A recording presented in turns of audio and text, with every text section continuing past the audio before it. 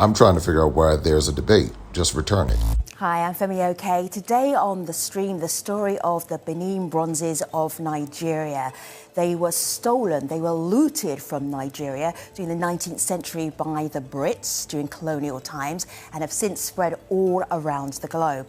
You can see some of these cultural treasures behind me, not necessarily made of bronze, different metals, wood, even ivory, and much admired around the world in museums. The question, though, the fierce debate that has been going on for decades, should they stay in these museums or go back to Nigeria?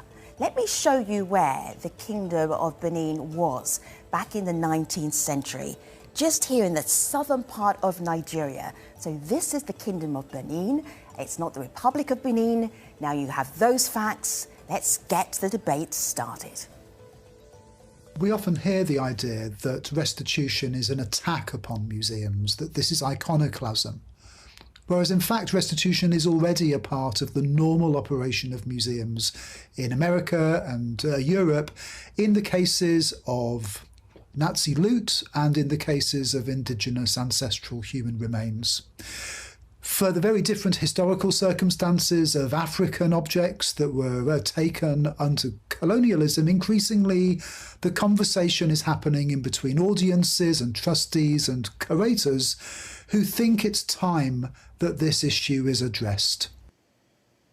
So let's get this conversation started with our guests. Joining us, we have Inotie, we have Barnaby, we have Neil. It is good to see you, gentlemen. Inotie, introduce yourself to our stream audience and your connection to the Benin Bronzes. Hello, everybody. My name is Inotie Webo. I am an artist based in Nigeria, Benin City.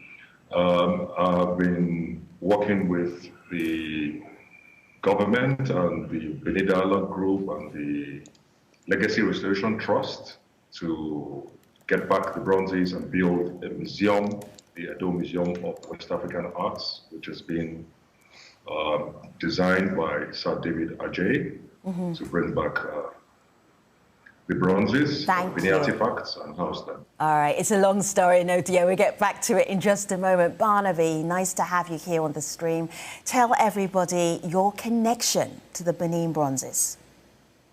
I'm a journalist and author. I was a BBC correspondent in Nigeria many years ago, and I've just written a book called Loot, Britain and the Benin Bronzes, in which I tell the tale of how the bronzes were made in that West African kingdom, how and why the British took them in 1897, what happened to them since, and the very current active debate, which we're talking about this evening, what should happen to them now.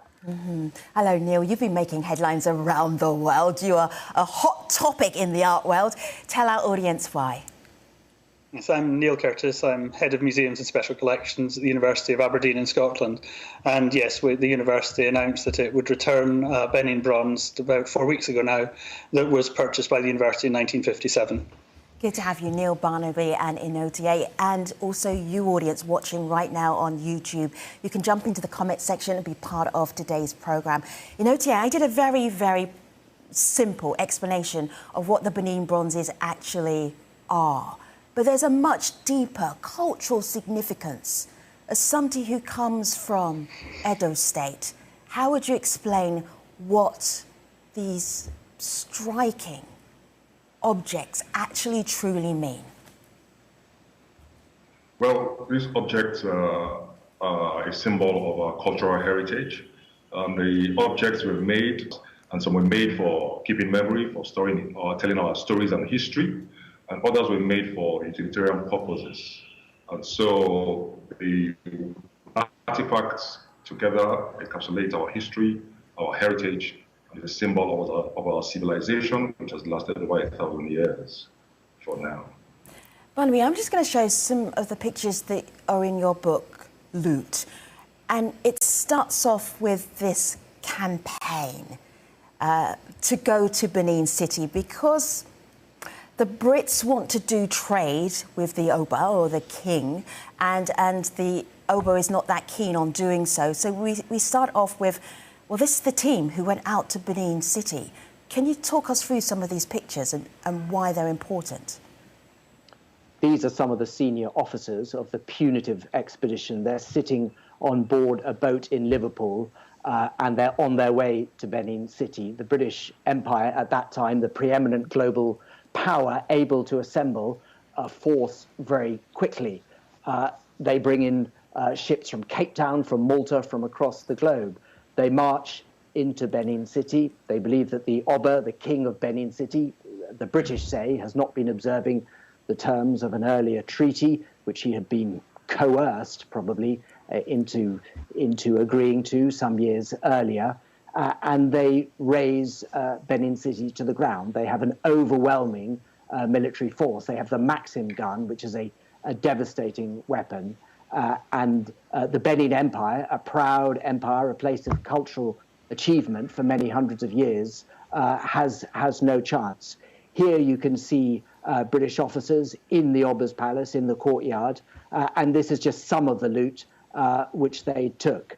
As you say, the Benin Bronzes, but of course great piles of tusks as well. These are, I suppose, iconic, I suppose infamous images, and they help capture why the looting of Benin City has become emblematic of the whole question of colonial looted art, because the Benin Bronzes were so splendid and because the manner in which they were taken was so egregious, so relatively recent, and so well documented. Neil, until quite recently, your university had a Benin bronze that you were planning on keeping. It was part of your collection, and that changed. Can you tell us that story and why it changed? I think this is something that's been happening over many years and gradually. I mean, obviously, Bernie Grant in the 1990s was arguing for the return of Benin Bronzes, so it's not something that's new. But I think for me, from the 2000s, we started being involved in repatriation to North America, to Australia, New Zealand. And I think what's become so clear is that instead of seeing these things as things, they're about relationships, they're about people, they matter tremendously to the people from whom they were collected. So I think we started seeing our collection slightly differently, seeing it as being about relationships and about relationships in the present as much as the past. So we wanted to address that. So we realised that we had this one Benin bronze that was bought by the university in the 1950s as an example of African art, and actually was on display in 1960 to celebrate the independence of Nigeria. But the more we thought about it, the more we realised that yes, we might have had legal title to it, but really, given the way in which the Benin City was destroyed and the material was looted, we really couldn't say that we had moral title. So it really clashed with the university's values of being international, being inclusive, being respectful. And so out of that, really, I think very clearly, very logically came the feeling that we should return this. Let me share some thoughts with you, gentlemen, from YouTube. Please give me an instant reaction. I'm going to run through all of you with a question here. This is from Furo. It seems obvious they should be much closer to their place of origin. Anotie, respond. Oh, yes, they should come back home so that they can tell our stories to our people who have been deprived of access to them for hundreds of years, Crypto Maria says, and I'm going to give this one to you, Neil, why not set up infrastructure for countries, help invest in the preservation of their own treasures, their own culture? I don't disagree with that at all. I think that's very important, that people should be able to see their own culture. And I think, there are advantages having things elsewhere in the world. But I think the important thing is that the power, the decision to decide what happens lies with the people who these things belong to. I am picking up on one more thing here, Barnaby. I'm going to share this with you. This is from Adama. If they are returned, they will not be preserved. We don't have adequately run museums. So Adama is Nigerian. We are not known for maintaining and preserving historical artefacts. This is something you looked into. You went to Benin City. What did you find?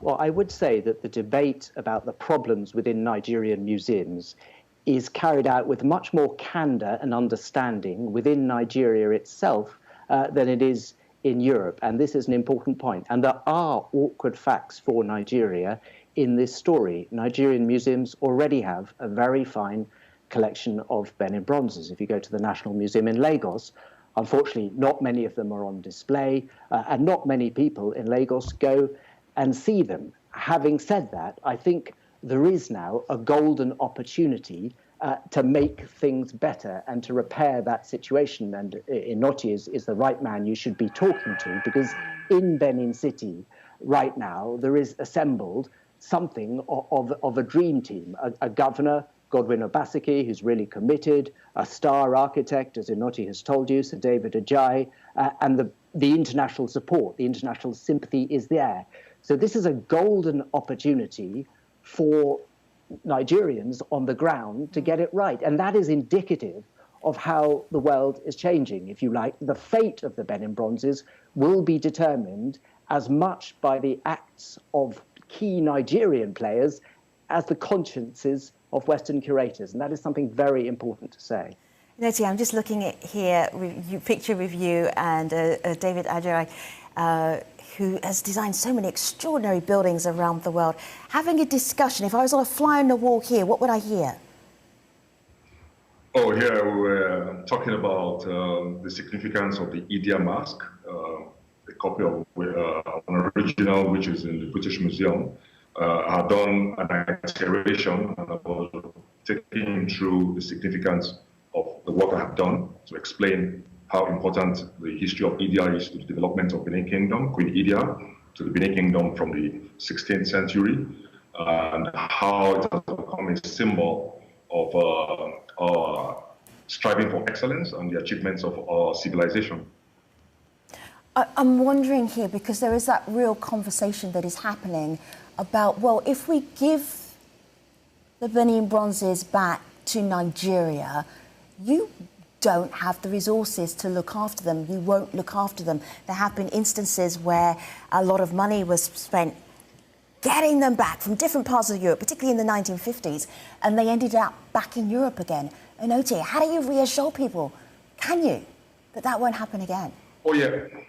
No, it's not going to happen again, because now there's a plan in place to build a global standard museum, the Edo Museum of West African Arts. And this museum is being built under an independent trust, the Legacy Restoration Trust, which has the key stakeholders as part of the trust. You have the Oba of the Palace, the Royal Palace of Benin. You have the Edo State Government, and you have the NCMM, which is the National Commission for Museums and Monuments, all on the board of the trustees.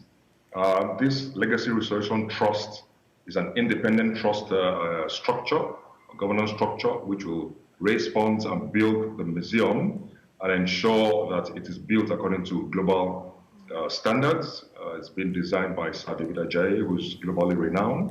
And so you can be sure that the safety of the artifacts will be assured and they will be displayed and preserved according to global best practice. You know, and do not forget, these artifacts have been here for over 800 years before they were looted, and so they were safe here, and when they are brought back, they will still be safe. We have hundreds of Benin artifacts in the National Museum, and they are safe. They are there for anybody to see. Just this afternoon, I went to the vault of the Benin Museum, and I still saw bronzes, ivories, and wood carvings all being stored properly. But the most important thing is we're developing a world-class museum here in Benin, the Edo Museum of West African Arts, which will receive, keep, and display these artifacts according to global best practice. So there's no fear of this. The government of Governor Obaseki of Edo State is very focused on this. Okay. The Legacy Restoration Trust. All right. It's an independent trust which will ensure there's no problems. But first, you have to get the Benin Bronzes back to this world-class museum. So that involves some negotiation. I want to talk to you, Neil, about negotiation, but have a listen to this comment first of all, and then just come off the back of it immediately. I'm interested in your take. There is a new dynamic both in the global south and in the global north. Former colonies are strengthening their museum infrastructure, and they are developing policies to retrieve objects that were lost involuntarily during the colonial era. Former colonizers, on the other hand, are slowly moving to a point where they are willing to repatriate such objects. Now, the challenge is to whether former colonies and former colonizers are able to reduce their mutual distrust and to dialogue on the issue on an equivalent level. Only then some of the injustice committed in the colonial era can be undone.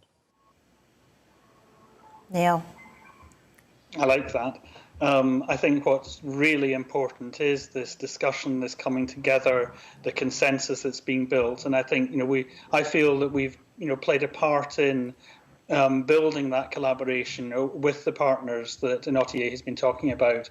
I think is really important. We don't see this as a sort of oppositional thing, that it's something where we come into it with good intent and then we can achieve good things.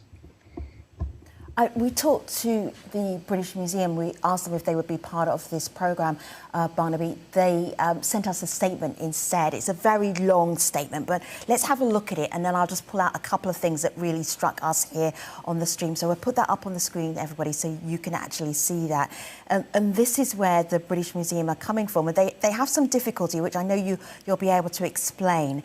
But they say, we believe the strength of the British Museum collection resides in its breadth and depth, allowing millions of visitors an understanding of the cultures of the world and how they connect over time, whether through trade, migration, conquest, or peaceful exchange. So we're talking about conquest right here.